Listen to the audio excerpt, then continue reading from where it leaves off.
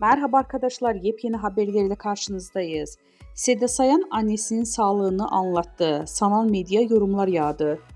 Ünlü şarkıcı ve televizyon sunucusu Seda Sayan geçtiğimiz günlerde yaptığı açıklamada annesi Ayşe Gürsaçyan'ın evdeki yardımcıları ile ilgili yaşadığı kaygıları paylaştı. Sayan annesinin yemek yemekte zorluk çektiğini, yardımcılarının kendisine zarar verebileceğini düşündüğünü söyledi.